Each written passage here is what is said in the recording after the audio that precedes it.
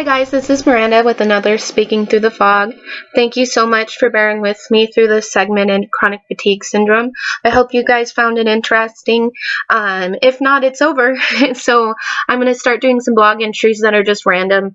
In the future, I plan on doing some more segmented, probably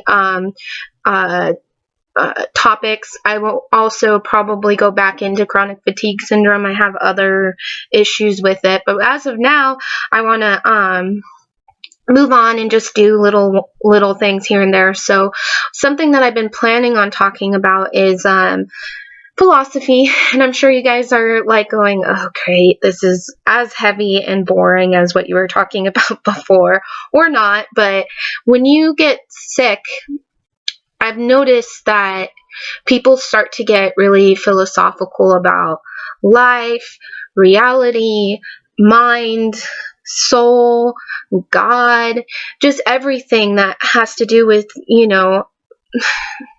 not being fully present, maybe understanding what self is, because you feel like you've moved into something else, and you start to feel like self is like.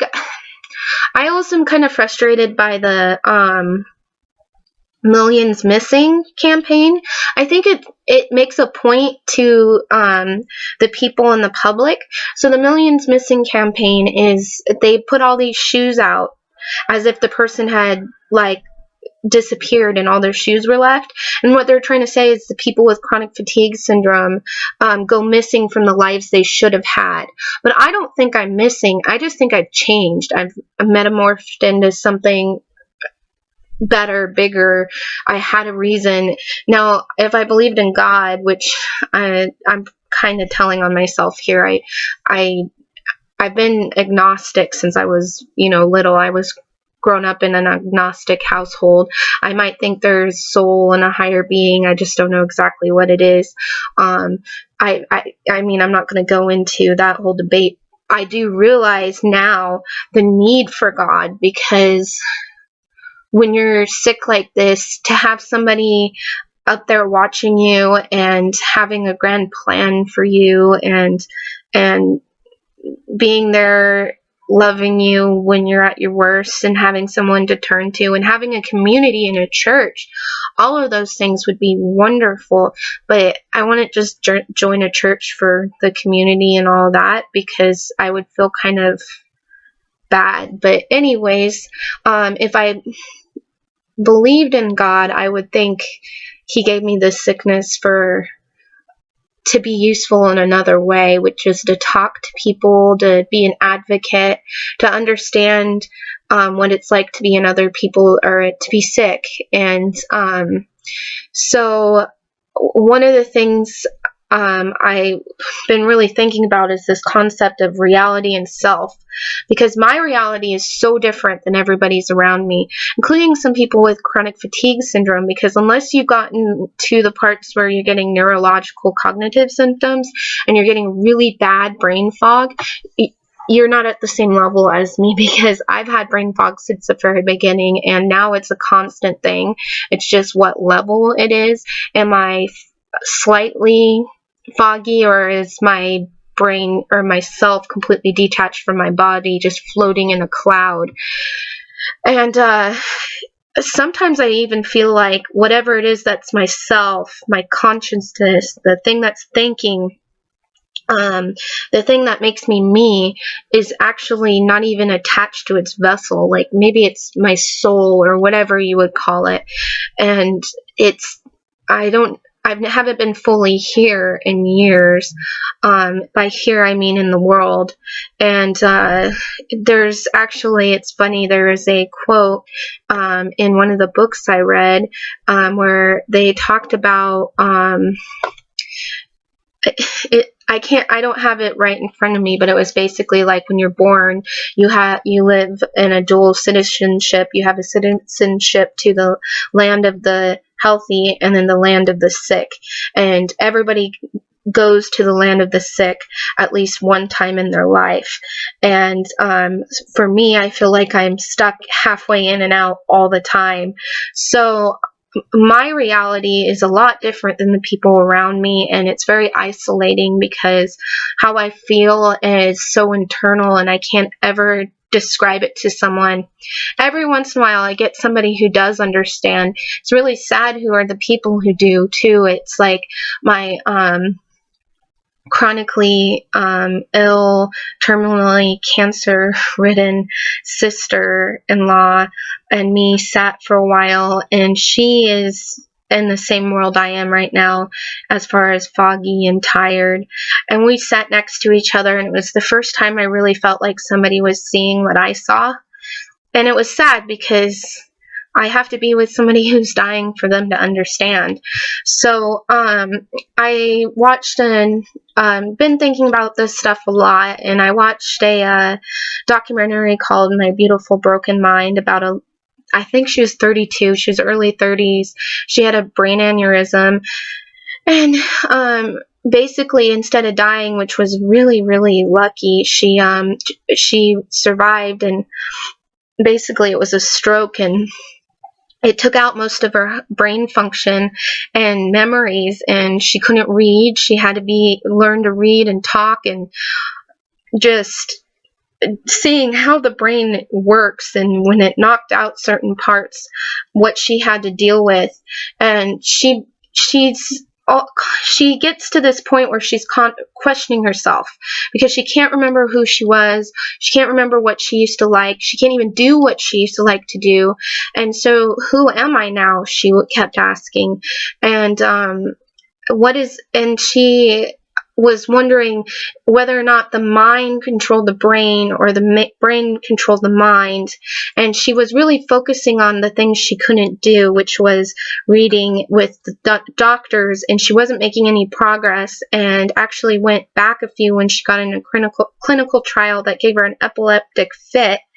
And so finally she goes to rusticate in France and do meditation and just kind of let her brain heal on its own and really assess her limits, see how fragile she was, but how she had things about her that were now wide open, and it really helped her heal. And she realized that just because she was broken didn't mean her self was gone. And so all of this takes me back to my philosophy class I took in college, which I really loved when I was there. It was the one class that I failed. I had a 3.75 GPA, and the only reason it's not a 4.0 is because of this class. I decided I wasn't going to go because I thought I could take the test and pass. Well, that's not true. So just the great philosophers argued about reality and what it is. And so there's a few philosophical ideas that I'd like to talk about. One of them is presentism, which is something that we perceive as matter. If we view it at that moment, we usually divide it into past, present, and future. Presentism argues that the past and future are only imagined concepts where only the present is real. So if you think about it, today's breakfast, and then every word of this article will cease to exist in reality because it's in the past, and the future is just imaginary because it hasn't happened yet. Then there's the brain in the jar theory, which is a human's understanding of reality depends solely on its subjective feelings. And that means that a human being's interpretation of the world is based on how it understands it. So the brain in the jar is, how would the reality of a brain in a jar be different than an actual human being? And it's kind of like the Matrix. That's where the Matrix got its idea, actually. You're plugged in and you see this reality, and then you get unplugged and you take the pill and you see this other thing, and you realize the whole time you've been plugged in, and this reality that you thought was true wasn't true anymore. So reality doesn't necessarily have to be real. Reality is subjective. There's phenomenalism, which is what happens to things when we're not looking at them. And that's saying, and this person presented it, that if you're not looking at them, if there's no one there to perceive them, sense, or they can't smell them, hear them, see them, feel them, none of the senses, there's nothing, they cease to exist. So the bathroom right now in my house, because nobody's in there, it technically isn't real anymore. And then solipsism, which is a hard word to say, is nothing in this universe exists but the individual consciousness. So that's almost like a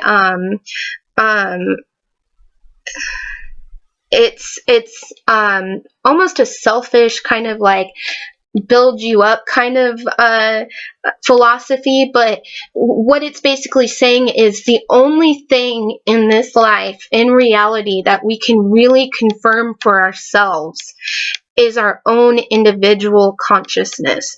So like I said, my mind, my soul, the thing that thinks, it's the only thing that I can really say is true. If I can't feel my body as a vessel, if I don't feel like I am attached to it, does that mean it's real? Or does that mean that it's something that I had perceived as reality, and for some reason I looked through the dream? So if that's possible, then that means when you're dreaming, since your consciousness is there, those dreams would therefore be real. And then that would argue, and it goes all into like psychological disorders and seeing like, schizophrenia. Are what they saying crazy, or is it just their view of reality? And the other one that is good is LSD. Are you presenting yourself with a different reality, or are you just tripping? So, and here's this quote that I wrote. The illness is the night side of life, a more onerous citizenship. Everyone who is born holds dual citizenship, in the kingdom of the well and the kingdom of the sick. Sooner or later, each of us is obliged, at least for a spell, to identify ourselves as citizens of this other place. So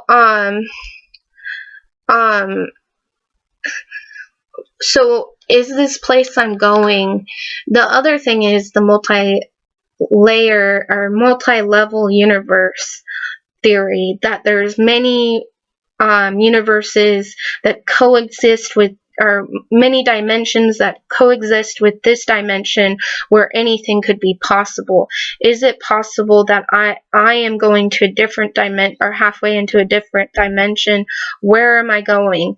And what is true, what isn't true? It's just really hard for me to conceptualize right now, because I'm just not entirely there anymore. So I feel very alone. So the last thing I'm going to talk about is solipsism syndrome, which is the psychological state in which a person feels like the world is not external to their mind, and they just go into isolation because they can't trust anyone. And it's an actual psychological disorder. So don't get too freaked out by all these different philosophical thoughts. I just wanted to talk about them because recently with everything, I've just been really just questioning myself and questioning things. So I'm just giving you a few things to think about. I know that's like really super intense and deep, so sorry about that. I will probably have something more, hopefully lighter hearted next time. Like my videos, subscribe to my blog, and I will see you next time on Speaking Through the Fog.